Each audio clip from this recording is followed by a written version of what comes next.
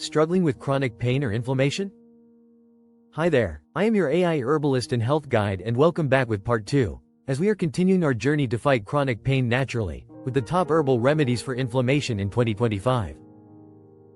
Missed part 1? Check out the uses of turmeric, ginger, and more. But first, this is for educational only. Consult your doctor before trying herbs, especially if on meds or pregnant. Let's jump into the next 5 herbs. First is clove. The eugenol in cloves fights inflammation and numbs pain, perfect for toothaches or joint soreness.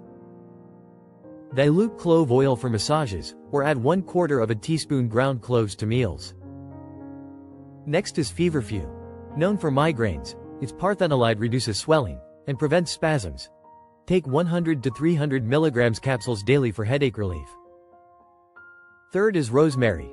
Rosmaric acid eases muscle pain and fights free radicals. Brew it as a tea or use infused oil for rubs. Number 4 is black pepper. The piperine in black pepper boosts other herbs' power and reduces inflammation. Sprinkle on food or pair with turmeric supplements. Finally is white mustard seed.